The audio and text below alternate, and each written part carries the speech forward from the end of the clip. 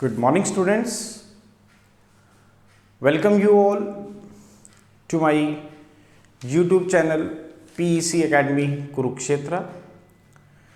My dear students, today I am here to discuss along with you the most important numerical, and this numerical I have taken from class 9th, chapter 9th, force and law of motion from NCERT. बहुत ही important question है, 2 marks का ये question आपसे पूछा जाता है। और क्या है क्वेश्चन और किस टॉपिक के ऊपर बेस्ड है वो आज इस वीडियो के थ्रू आज हम देखेंगे। न्यूमेरिकल आप मेरी बैक स्क्रीन पर देख पा रहे हैं। The numerical is a body of mass 2 kilogram is moving on a smooth floor in a straight line with a uniform velocity of 10 meter per second. What is the force acting on the body? बहुत ही simple numerical है, थोड़ा सा mind based question है और कई बार इस तरह के क्वेश्चंस आपके एग्जाम में पूछ लिए जाते हैं जो कि आपकी कंसेप्चुअल बेस्ड क्वेश्चंस होते हैं। क्या है न्यूमेरिकल, मैं दोबारा रिपीट कर रहा हूं। A body of mass 2 kilogram, एक बॉडी है। Suppose this is the body, this is the body. मैं मान लेता हूं कि this is the body. Suppose this is the ball. मैं एक बॉल को एक बॉडी मान रहा हूं। इसका मास आपको गिवन है। इसका मास कितना गिवन है आपको? 2 kg। तो मास आपको गिवन है 2 kg। अब ये बॉल इस स्मूथ फ्लोर के ऊपर, अब ये जो बॉल है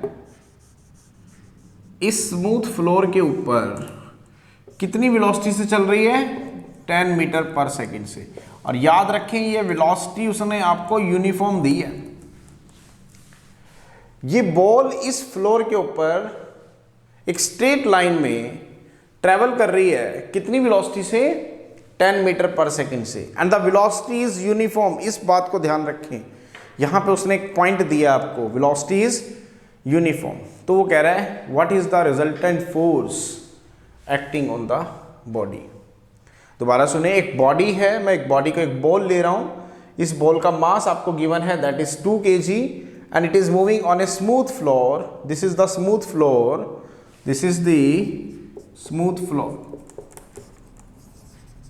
स्मूथ फ्लोर। इस फ्लोर के ऊपर एक वेलोसिटी से चल रही है and the velocity is uniform and that is 10 metre per second. तो what is the force acting on the body? तो according to Newton second law velocity कितनी है यहां पे? 10 मीटर पर सेकेंड। तो according to Newton second law of motion, अगर आप Newton का सेकेंड लॉ यूज करेंगे तो what is the force? That is mass into acceleration. What is the force? That is mass into acceleration. अब हमारे को तो वेलोसिटी गिवन है, एक्सेलरेशन कैसे निकालेंगे? Acceleration as you all know that it is the rate of change of velocity. Acceleration हम सब जानते हैं। What is acceleration? Acceleration it is denoted by a, it is a vector quantity, the rate of change of velocity, the rate of change of velocity, कि velocity में कितना change आ रहा है, that is called acceleration। पर ध्यान से देखिए इस न्यूमेरिकल के अंदर आपको velocity यूनिफॉर्म दी गई है। velocity is, but the velocity is uniform, but the velocity is uniform. Now what is the meaning of that? Uniform। हम कब कहेंगे कि ऑब्जेक्ट आपका यूनिफॉर्म वेलोसिटी से चल रहा है? Uniform velocity means the object covers equal distance या equal displacement in equal interval of time. और ये कब पॉसिबल है? जब ऑब्जेक्ट की वेलोसिटी क्या हो? कांस्टेंट हो। यहां पे दोबारा सुनिए, वेलोसिटी आपको कैसी दी गई है? यूनिफॉर्म। हम कब कहेंगे कि ऑब्जेक्ट आपका यूनिफॉर्म वेलोसिटी से चल रहा है? If the velocity of the object is constant, that is it covers equal displacement in equal interval of time. As the velocity of the object is uniform, as the velocity of the object is uniform. Uniform means that is the velocity of the object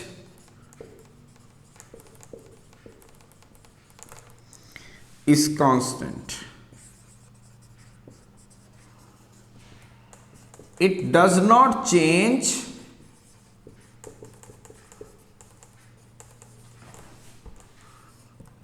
with respect to time. इसका मतलब object की velocity कैसी है? Constant है, वो change नहीं हो रही विद रिस्पेक्ट टू टाइम। तो अगर वेलोसिटी में कोई भी चेंज नहीं आ रहा, तो मैंने पिछली वीडियो में आपसे डिस्कस किया था my dear students, then acceleration is zero. Why? Because acceleration is rate of change of velocity, कि वेलोसिटी में कितना चेंज आ रहा है, लेकिन यहां तो कोई भी चेंज नहीं आ रहा। क्यों? The velocity of the object is uniform, और यूनिफॉर्म का मतलब है कि ऑब्जेक्ट जो है वो कांस्टेंट वेलोसिटी से चल रहा है, उसकी वेलोसिटी में कोई भी चेंज नहीं आ रहा विद रिस्पेक्ट टू टाइम, तभी तो वो इक्वल डिस्प्लेसमेंट को ट्रेवल करेगा in equal interval of time. इसका क्या मतलब हुआ? It means acceleration is zero. It means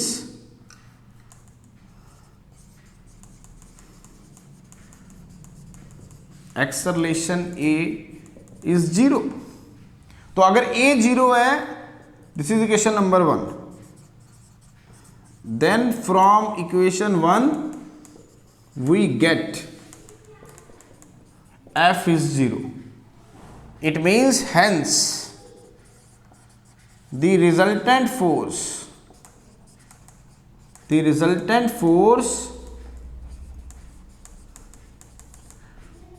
acting on the body is zero। कि इसका मतलब जो रिजल्टेंट फोर्स है वो कितना लगेगा? जीरो लगेगा। क्यों?